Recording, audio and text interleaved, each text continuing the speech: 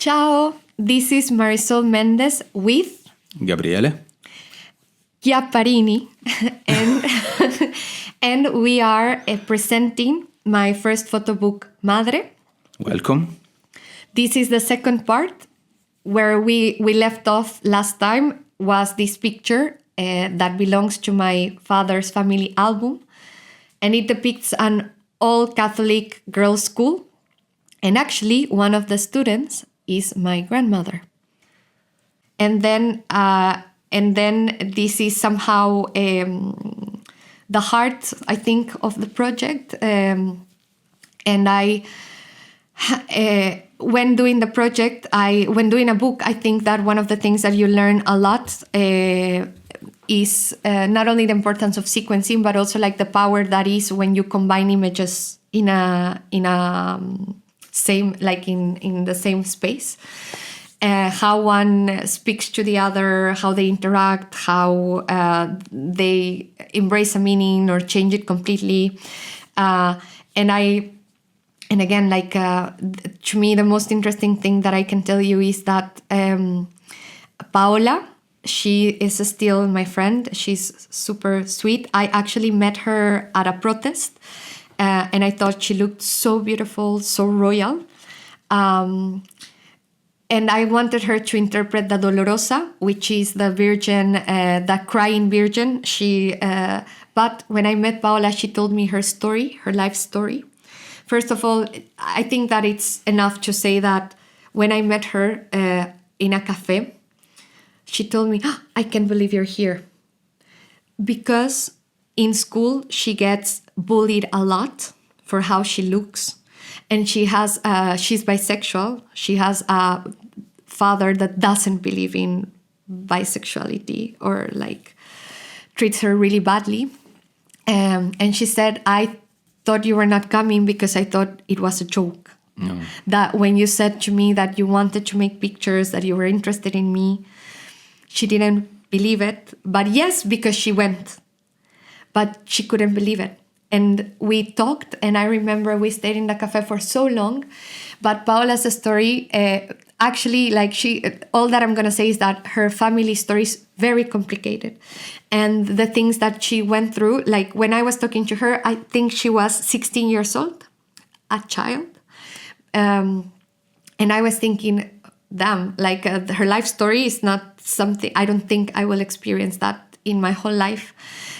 So I didn't think that it was good to make her cry for the pictures because I thought, like she carries so much already that it will seem somehow, I don't know, disingenuous. I don't know if it makes sense. Like the sadness, the things, she carries them. So we don't have to pretend, But again, the power of the analog.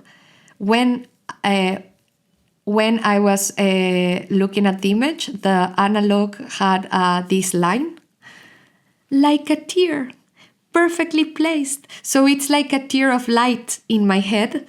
And this is one of these things. A friend said to me, Marisol, you are not a Catholic anymore, but you believe in everything else. Like Of course. But yeah. And what about the other one? Oh, and the other one is in the Bible when God appears and speaks directly to humans. He takes the shape of a burning bush. Yeah.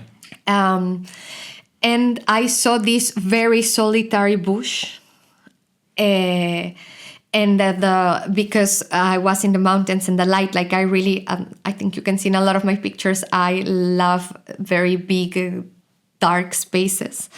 And to me, it was like a perfect metaphor of saying like, what God is speaking, but we're no longer listening. And my question to people is like, is it good that we're not listening? Because this kind of God is very complicated to me. Like I always say, Jesus is okay. His father, very problematic, very patriarchal. So I'm not sure if it's a good thing or a bad thing that God is speaking to us, but we're no longer listening. So it's more like this interrogation. And when bringing these two images together, you have like a tear and you have a fire.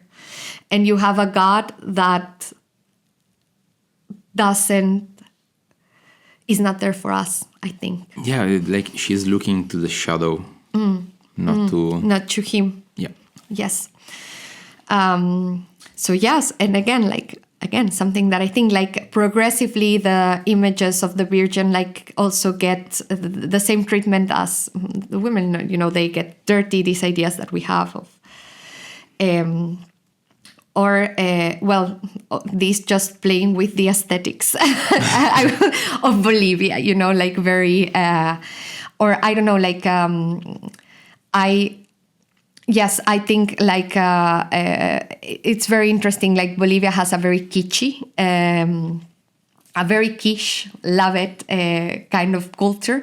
So I also thought to bring about some of these elements that are is this syncretism that I was telling you about. Like they look, me and my mom speculate that it's like a mix between a guardian angel and like a guard, you know, the ones that look after that. This is why they have like a gene, and this is, I don't know if you can see it, but they have like a microphone and like glasses, yes. And they are standing on top of dragons. You know, so it borrows from so many different beliefs. And so I think that it's a reflection of like this very syncretic Kishi culture that we have. And again, bringing back the elements always between something that is man-made, something that is natural.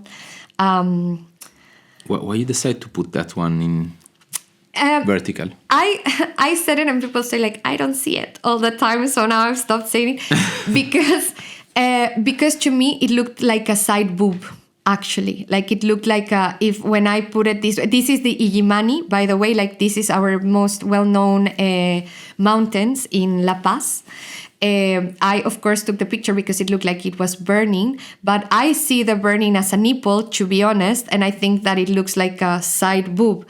But so many people have said to me, yeah, Marisol, I don't see it. Or yeah, Marisol, I think it was more aesthetic than conceptual. So...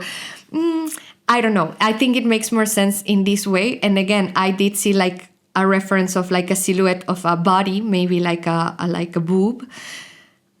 But some people see it. I see it. Nobody else sees it. So I stopped saying it. But I'm saying it now. Like I'm being very honest in this context. And this is my... this is the image that most people gravitate towards in the project. I will quickly... First of all, she was cast by my mother. My mom came home and she was like, "Oh my God, Marisol, have you looked at the girl that lives upstairs?" Because actually, this is Vanessa. Vanessa's, if I'm not mistaken, if I don't misremember, Vanessa's father lives in the United States and her mother lives in Cochabamba. So actually, her mother is our neighbor. She lives upstairs, but Vanessa came before the pandemic, so I didn't know her. I knew her mother, and my mom ran into her in the elevator. And again, my mom, already a super amazing casting director, she immediately saw it. And I remember like we stalked her with my mom. She was like, "She doesn't look like this. She's so beautiful, Marisol. You have to take pictures of her because she doesn't look like this." And my idea for this picture in particular was the deity Mama Quilla. Mama Quilla is an Incan goddess. She is the goddess of the moon. In Incan mythology, everything is very dual. So you have like Inti, the sun king, and his sister Quilla, the moon. And Mama Quilla represents, she is considered the defender of women, the goddess of menstruation, cycles.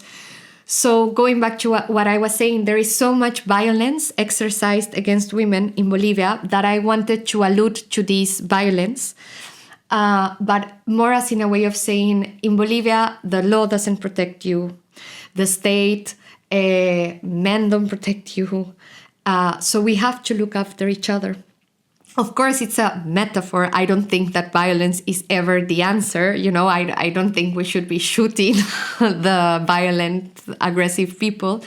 But it was more this, I wanted to do like this metaphor of she's here to protect us. You know, like we are here to protect each other. When we don't have anything else, we have each other. So I really wanted her to look very, very traditionally feminine. She's wearing my mother's sleeping gown, and she's holding my father's gun, So actually, somehow I love that people don't know, but like this has a little bit of my father and my mother in the picture. And people, what I was saying before, people interpret things. People call this picture the bride, which wasn't my intention actually. Like the veil that she's using, I made it with my mom. My mom made it mostly, like she's better with manual things. That it reproduces, it's a headpiece that women in Tarija make for Easter celebrations. They go around the town, they make these flower crowns with veils, like, and the flower crowns are are yellow. We added the red one as this power thing. But yes, I didn't see it, but of course she's wearing a veil, she's in white. So a lot of people call her the bride. I love Kill Bill, so I will take the reference, like let's start with a murdering bride. It reminds a bit. Yes. Could be. But I had this reflection very shortly. It's funny to me that out of all my pictures, the pictures that people look at is one that has a very classically masculine attribute, like the gun and the violence. I'm like, okay, maybe not the violence, but it's interesting to me. Like everybody or just men? Everybody, like in the sense that whenever MADRE gets picked up for a festival, or when people ask me like, oh, I want to publish a photo, I know it's this one. People choose this one a lot. And I really love it. Thank you, Vanessa. And Vanessa, come on, Vanessa gave me like the best, like she's in character, But I was reflecting about this. Like, it's interesting that, of course, the woman that was chosen was, let's put it in other words, the most active, Like people didn't pay as much attention to, I don't know, like... or even this, like I love this picture and I think it's such a strong portrait. But I don't know. I don't have an answer, but I was thinking like, it's interesting to me that the woman with the gun is the one that people remember somehow. Probably it's also the most straightforward, like yes, it leads in a good way the meaning of your project. Yes. And probably can speak more loud and more clearly to more people. That is true. That is true. It is more, and I like what you say, because maybe that is true. Maybe it's very explicit. And I, right now in this point of my life, I think that I appreciate more, not referring to this image, but I appreciate more things that are a little bit more subtle. Yeah, like, to be honest, it's not my favorite Yes. of your book. I like it, and also all the time that you see a book, of course you start to don't see the pictures like single pictures, but you see the pictures inside the work. Yes, probably I will choose another one, but I understand that if you have to choose one picture, maybe you want one picture that can speak for all the others. Yes, and and don't get me wrong. Like what you said right now makes a lot of sense. It's very direct. It's very direct in what it's saying. Like you don't. I don't think you have to have context really. Like, although I explained to you, like Mama, you don't have to know about that. Like, I think that this protest celebration that I was talking about is here. But again, to me, I'm like you. Like this picture shows you a lot. And I think that nowadays I gravitate more towards pictures in general that tell you something and hide something, yeah, of course. And I always put this image close to the to this intervention. This is my grandma again in her first communion. Because I like this playfulness of thinking, like she has a gun, then you have a dead bird. So maybe she had something to do with it, like she's protesting. And again, going like from actuality, like contemporary ideas of what a woman is, to a more traditional idea of like what a woman is. And this is Carmen. it's going back to what I was saying. Like, to me, it was important as well to have women of different ages. I thought she looked super regal. You don't see this, maybe you don't see it because she's wearing a hat, but she has very short hair, and she had these eyes. This is a funny story. Like, I remember I told my mom, oh, I met the most amazing woman. She has silver eyes. I can't believe it. And when we took this picture, it was in my house. And when Carmen left, my mom was like, she doesn't have silver eyes. She has cataracts. So, but again, beauty is in the eye of the beholder. Tell me that it's not amazing cataracts. And she was perfect for this picture because she's giving me here the energy that I saw on her. Like, she was out with her grandchild, and it was very good. And with I'm almost about to end, so a thing that is very interesting to me about Madre is that I gravitated towards women, to be honest, in a more superficial way. Like, I liked how they looked or an energy that they brought about. But the very fascinating thing to me was that I would meet a woman. I would tell her, like, I'm interested in photographing you. Let's go grab a coffee. Because especially in Bolivia, we don't have such a big photography space. You know, I think that, for example, in Italy, if somebody stops you in the street and tells you, like, oh, can I take a photograph? I'm a university student. You would be like, okay. Or you look really good. I'm going to take a photo of your fashion. I think you are more used to it. But in Bolivia, it's not super common. And in a work like this that I was doing that was like more conceptual and had all these layers, I think it was very important for me to really get the woman that I was working with to understand the nature of the project, what it had, you know, like... I remember that Vanessa, the girl with the gun, like her mother, was really not very happy that she was going to be part of a book where there was nudity, because her mother is very Christian. So again, to me, it was very important as part of my process to let the women know, like, what I was expecting, where I was going, what I was doing. Yeah, but also because it's a political project, so completely. maybe it can be weird to have someone as a model that doesn't care, or completely. I don't know, maybe it's against. It's against it. Exactly, because I'm criticizing Catholicism, and there's a lot of Catholic people, for example, so maybe that was something. But when I started talking to Carmen, again, I just stopped her because of her beautiful silver eyes and her posture, which was like very royal. But she was so amazing. She told me she never married, which was very weird for someone in her generation. She never had kids because she didn't want them. And she said to me, I love my life. I have my, her grandchildren, she calls them, are the grandchildren of her sister. And she says, I can live my life. I travel so much. I have so much independence. But nowadays, maybe not marrying, not having a kid can be like normal. But in her time, it was something that was very defiant. Yeah, it was a choice. Exactly. That can be easily also a political choice in some way. Like, of course, you don't when you choose for your life, maybe you don't decide based on a political aspect. But of course, it has to be, let's say, not so easy, probably. Completely. And she made a choice in a moment that I think that women had less choices.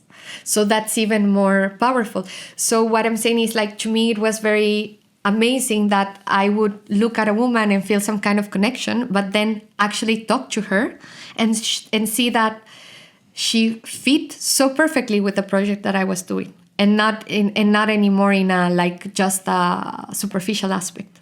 This is the image that I referenced before that I thought was very interesting in itself, because it is the photograph of supposedly back then the biggest moment of your life, you getting married, and the woman looks completely miserable. That is the first thing that attracted me to the picture. But then it got me thinking, in my original family album, there were a lot of images where the man had been cut out in a very, actually, come to think about it, in a very violent, physical way, because they are stripped out of the picture. And when I asked my mom, it was always like men that had done something terrible. They had cheated, they had left. And this idea of like the real physical thing that I saw on the album, I wanted to bring it back to the intervention. So I call this image El marido sin cabeza, the headless man, because I think everywhere we have this saying like the man is the head of the house. But in Bolivia, in Latin America, maybe in many places, a lot of the times the man is not present. It's not present for his wife, it's not present for his children. So this is a little bit my way of saying he's not there. We call him the head of the family, but he's really an absence. And again, like I like how the archives inform my own my interventions. My interventions inform the images that I shoot. And then I wanted to close maybe this idea of my interventions of the archive, doing one that was more physical, because my interventions so far, my collages are digital collages. But I thought this was maybe an interesting way of finishing this intervention, like taking it on another route. And always like, and even in a portrait like this one, like I actually had a very elaborate idea for this picture. I wanted there was blood, there were all these elements, but in the end, I thought, stripped of everything, it was just her. And I thought, like the same way that here we see her so present, her identity, we see an erased one. So I thought it was interesting to bring these two elements together. And also I really like how the next image is also like a red-haired virgin. And here, of course, like it's this very big metaphor of a shiny new virgin, you know, like what it takes to be a virgin. It's something so suffocating somehow, you know. It could be a metaphor for suffocation. It could be a metaphor for how you have to have something wrapped up to keep it new, virginal. And again, this is not real. This is a depiction of a woman that we have to look up to and we have to shape ourselves after. But it's such a, delusional idea. A woman that has a child without even having sex, you know, like if you put it out, it's so taking away our power, even our enjoyment. I always say, damn, she got a child without even enjoying the process, you know? It's just the painful part. Yes. And when I am even more cynical, I say like the body of Mary belongs to God. She doesn't have freedom of bodily autonomy, the words that we use today, because God decided to put a child in her. God decided to take away the child. And actually in the Bible, Mary is the only person that ascends to heaven in body and soul. So even after she's dead, God is the owner of her body. And again, like maybe my readings are very extreme, but these are the things that you start questioning when you learn to read images. Like, what is this image telling me? Like, what is this metaphor really saying? And this is a lot of like all this thinking I did in while I was making the book. And while I was making the book, one of my rules was as well, this book is about women. So I don't really want to have men in it. The previous picture that you saw of a man, he's not there. And this is the only other man that I allowed in my series, that is Jesus. Jesus is the only one that is allowed in the series. And he's not in a good shape. No, exactly. And it's a little bit this idea of, you know, he's in a, how do you say, in a frame, golden frame, but the frame is not hanging, like it's down. And this idea that we had is folding in itself, you know, distorted. But I allowed Jesus because Jesus made Mary a mom. So he made her a mother. And again, Jesus is kind of cool, a cool hippie. So he's okay. And the project ends the same way that I always knew that I wanted the image of the caves to be the beginning of the book. I always knew that I wanted this image to be the end, because this is the silhouette of Mary. Maybe it's a little bit small, you don't see it, but like she's over a crucified Christ. So I call this picture Madre, because a mother is a mother even after her child's death, her own death. A mother is a mother forever. Like it's this shadow. The book starts with light in a natural space and ends with a shadow in a very constructed space. So again, it's beautiful to know that you're forever a mother, but it's also somehow a condemnation, like you can never escape this role. So again, this duality, and then the dedication to my mom, of course. Of course, it's natural. Yes, of After course. all the effort that she puts on the work. And you know what my mom said when I gave her the book and she saw the dedication? You're so silly. She said that. She didn't say thank you. I'm moved. This is so. She said, you're very silly. And also another fun fact, my mom, she already got accustomed to this, but she was so angry in the beginning that I was talking so much about her. She said, oh my God, Marisol, you're a 30-year-old woman talking that you are doing works with your mom and your mom. And I said, Mom, this is beautiful. This is actually, I am very lucky. But my mom thought that it was bad for my image that I was talking so much that I do things with my mom. I think so. I think it works perfectly with this project, to be honest. Yes. So we arrive in the end of the book. And I want to ask you also a fast glimpse inside the genesis of the project. Yes. The genesis of the project, I think, was the genesis of the project was anger, a feeling that I usually don't really. I really don't feel angry very easily, and I don't think it's a. But I could channel this anger into something good, and my anger came from the fact that when I returned to Bolivia after so many years abroad, especially after studying fashion in London, London is very at the vanguard, I think, of these ideas of diversity and the power of representation.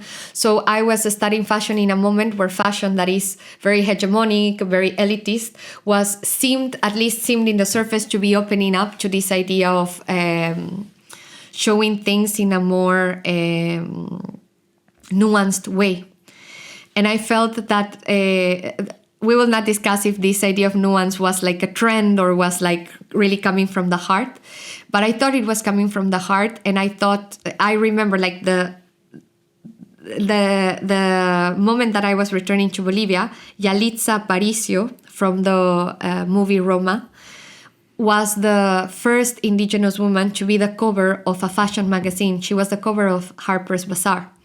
And naively, I thought that this meant a change. And I thought that I was going to go back to a Bolivia that celebrated the diversity and beauty of our women. But instead, I found myself looking at all the images that I saw of women in media were whitewashed, sexist, and honestly very unimaginative. And I thought this was terrible. It really made me very angry. As I said before, Bolivia is one of the most diverse countries in the world. And I couldn't understand how even our ads were full of very white, very gringo-looking people when every day I go, I see all this array of like different shapes, faces, spaces, and of course very centered again in like Eurocentric ways of beauty, very hegemonic bodies, young, very fit, and I thought it was just a disaster. Like I started this book with a very simple idea, which was I'm going to make portraits of the women that I see as a challenge to this very sexist imagery that doesn't reflect my reality. So that's where the project started. And then the layers were added, the layer of the archives that allowed me to look at how we got here and how personally put myself in the project. And then the still lives and the landscapes that allowed me to make these metaphors of all the things that women are going through. So that's how the project came about. And what about the technical aspect of the genesis? Like how the project born? Well, in the beginning, because I just came from doing fashion, I just wanted to do a series of portraits. I've always worked better in analog, so I thought I'm gonna make these analog portraits of women. But I was scared of two things. I'm not a historian and I'm not an anthropologist, so I didn't want to make a historical work. In my work, all the things that I mix are between all the things that I mix, something that is very present is always fiction. My work, I talk about very serious real matters, but I like to introduce fiction or mythology because, again, I'm not a historian. I'm not here to give you a history anthropologic lesson. I am here to reflect. And I find that imagination is a more fertile way for me to think. I think better. I think through metaphors and fiction. So I wanted, I knew I was going to stage these portraits, and because I wasn't a stylist. I was used to working with stylists, makeup artists, people who are in charge of all the more the more plastic sides of the photograph. Because I didn't have anyone, I said okay, I need a frame of reference to get ideas. And my frame of reference was Catholicism. I said, let's start with the archetypes. Let's go to the extremes. The Virgin Mary and Mary Magdalene. Afterwards, it became not only Catholicism, but this syncretic way. Okay, if I'm introducing these Western women, why don't I introduce the women of pre-Columbian folklore that are part of our contemporary society too? So yeah, I just started with the portraits, and formally I started making the portraits in relation to to these two archetypes and what they brought about. Of all the things that I don't like about Catholicism, I love the imagery, so powerful. I think that they have been able. It's really beautiful, I have to say. And it is so persuasive. I understand why so many people are Catholic. You go inside a church, the size of things, have you seen the wardrobe of the Pope? It's amazing. It's amazing. But also, if you see, of course, you saw that Fleabag. Yes. The priest said that one of the thing that because of he chose the church, it was for the dress. Yes. Because it's amazing. Of course, it's beautiful. The colors are beautiful. Everything, it's really powerful. But also, there is also another aspect that I think it's interesting. You're speaking about the people that choose the church. Mm-hmm. But the fact is that maybe not in all the countries in the world, but in a lot of places, also if you don't choose the church chooses you. You grow up with the church in your back all the time, and it's really maybe you can also don't think about it, and you think that it doesn't affect you in any way. But it's not true. It's not true at all. Bolivia legally is secular country, supposedly. Secular, is it supposedly we're not a religious country? Mm-hmm. More than 70% of people in Bolivia are Catholic. And indigenous people are Catholic, mestizo people are Catholic. Unfortunately, I find it a lot as a weapon of, as I said, colonialization. We are a secular country, but we observe Catholic holidays. We celebrate them. Like most of our biggest celebrations are tied to Catholicism. So it's something, as you said, like if you don't choose it, it chooses you. And in the even worse aspect, it's still a tool of colonization. No, you're bringing about, I know what the world is, and I'm telling you this as a truth. And this was a little bit of what I wanted to do. Like the religion presents its story as a truth, but it's not. It's just a mythology. So here I am presenting my own mythology to contrast the one from the church. You also followed a masterclass, right? Yes.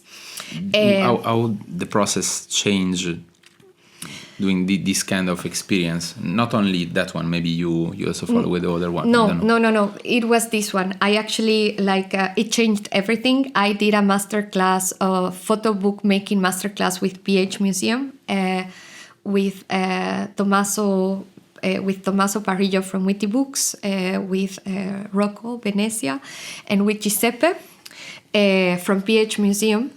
And first of all, I got the scholarship, which I'm just mentioning not to brag, but if I didn't get the scholarship, I wouldn't have been able to participate.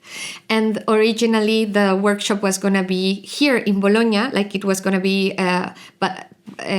presential, but then the COVID happened, so they made it online.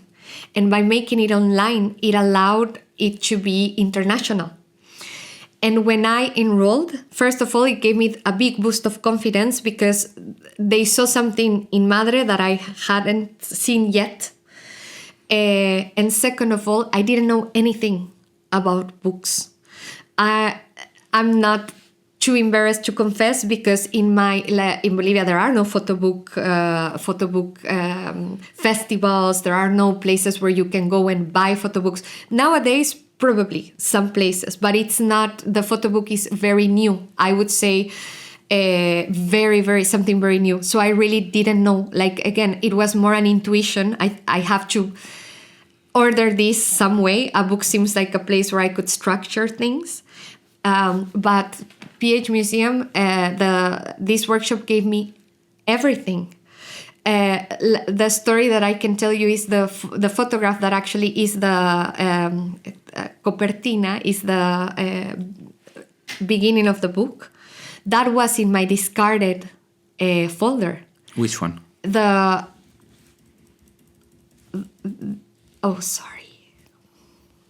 one.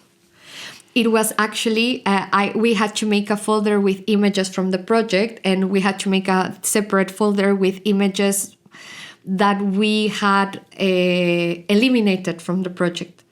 And this one was eliminated.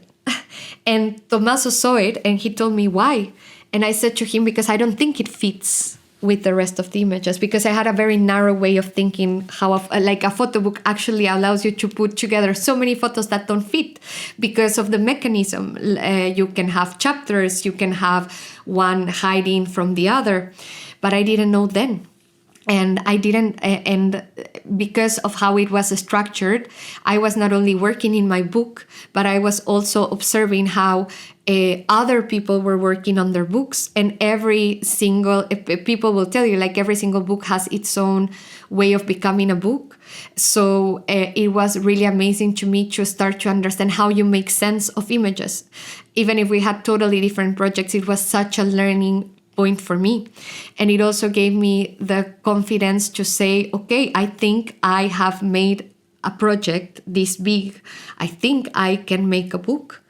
And it started my love for books. For the rest of the years, I started watching them online because I couldn't watch them anywhere. I still feel very amateur. This is a podcast, but I am surrounded by Gabri and Cami's collection of books, and it's like, what? I have so much to learn. But this was very important to me because, as I said in the beginning, like, I learned so much. Like, doing MADRE, I learned so much. Yes, and this workshop was essential for me. Why the title? MADRE. Because I think, as I said, the whole project is very about the dual nature of life. And I think that madre has this, first of all, the word madre in Spanish, I think mother even has such a weight. Like actually I write down madre in all capital letters because I'm talking of mother, like this big presence. I think even though I wanted the word to have this presence, this weight that I feel. And I think it is this double, like it has this double meaning, as in mother can be the most amazing thing. Like it speaks about the power of women, the power to give birth. It speaks about I have the most amazing mother. If a mother is good, she can be the most amazing. Even a mother that is not good, like, wow, she brought someone to the earth. It speaks about all the power that women have, all these connection, mysticism. But at the same time, mother was a sentencing for most of our history because women were only regarded as reproductory systems. So your worth in society, you were only worth in society if you could produce a child. So madre is so beautiful, liberating, powerful, but it also is a word that to me tells us about this oppression. So and of course, madre also alludes to me returning to my motherland, returning to my own mother, So yeah, but again, it's the dual, like the power and also the stripping of the power that the word has. Doing this project change you in some way? Yes, I think not to repeat myself, but so as to not repeat myself, when I started out this project, I didn't even know I could do something like this. I think it's the most powerful thing that I've learned. I absolutely love fashion, and what I love most about fashion is that most genres of photography really want to be serious and really want to deal with the real things, when fashion is very about the artificialness of everything that is looking at something. And I think as a philosophy, I don't know if a photograph can tell you a truth, but I know that a photograph can definitely tell you a myth. And I think that is so powerful, actually. But I didn't know that before. Like what I learned with MADRE, what changed me was that it made me realize that I can speak about things that really matter to me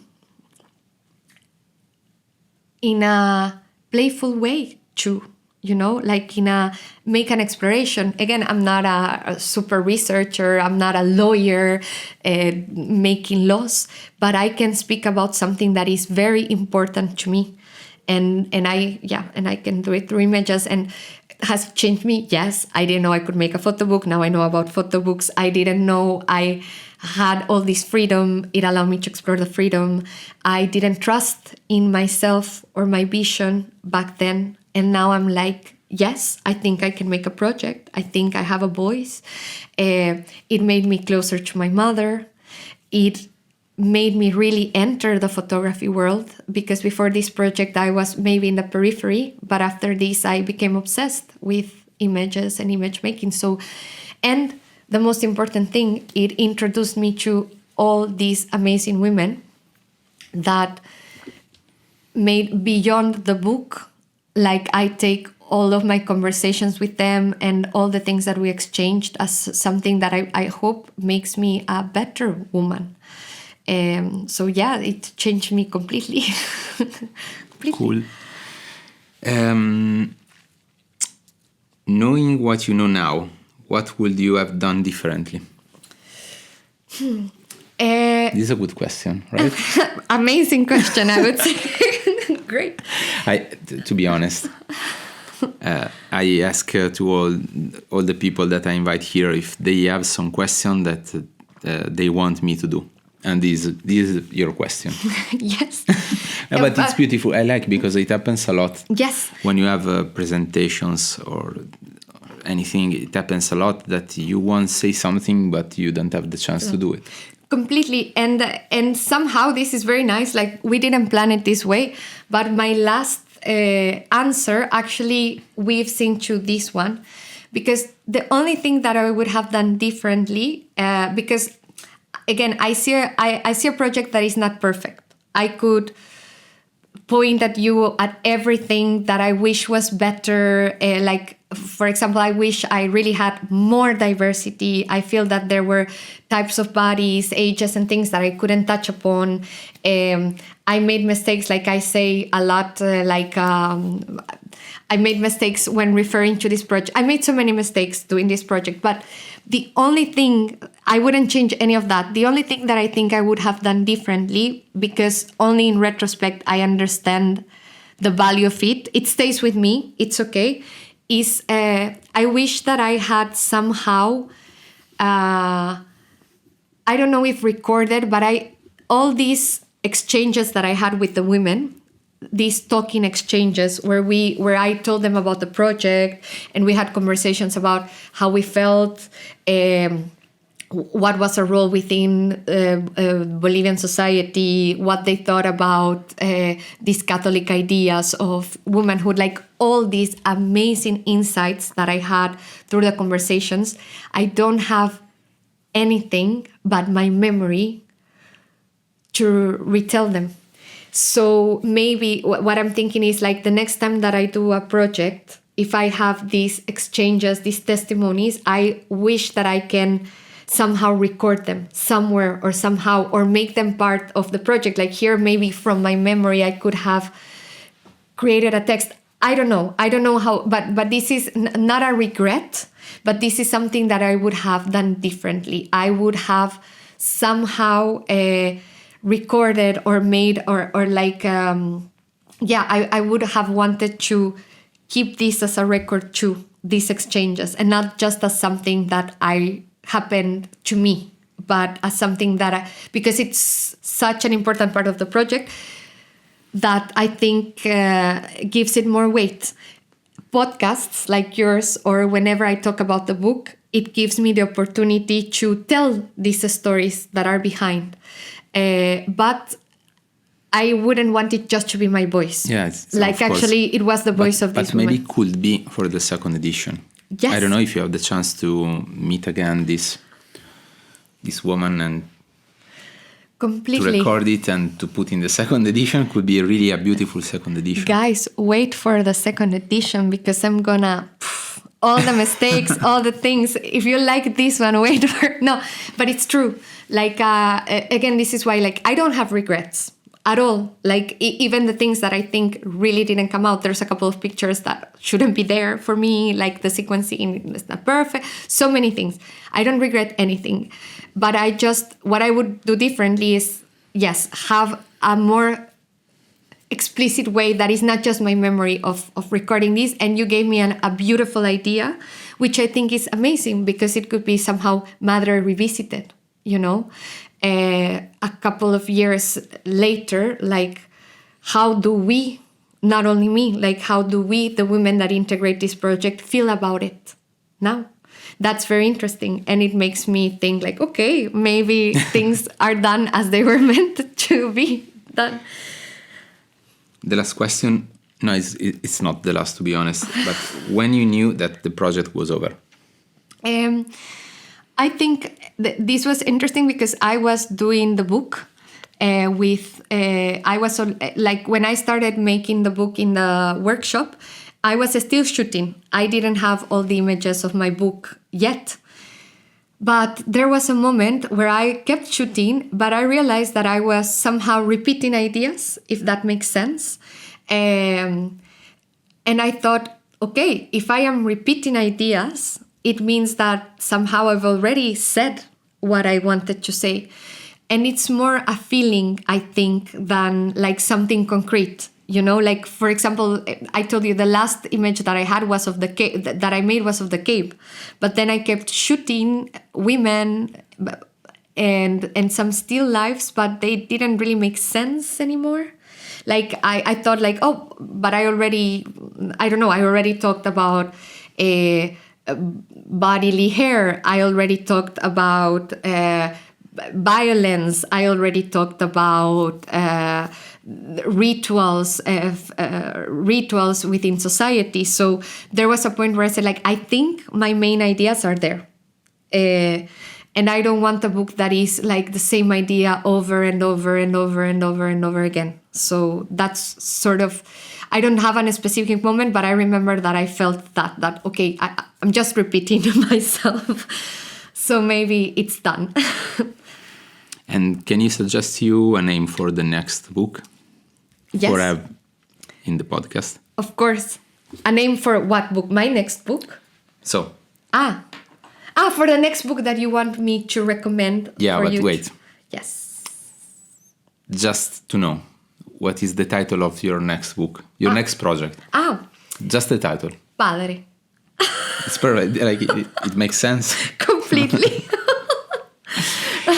And can you suggest us a title of a book that you would love to have in this podcast? Yes. Of course, I want to say Carla, but she has already been here. Carla, I hope you're listening. No, but I think that a book that I would love for you to have... Carla who? Carla Volo. Carla Volo, of course, the amazing photographer. Sorry, I just assumed that everyone knows her. Yeah. A book that was that I would love for you to discuss, because I actually attended a discussion about the book and was blown away, is Another Online Pervert by Bree Souders. I think I'm super mispronouncing her name. But I already found the book quite fascinating without the proper context. But just, it is so relevant to me, this book that she's doing, because it's a conversation that she had with a chatbot for a very long time.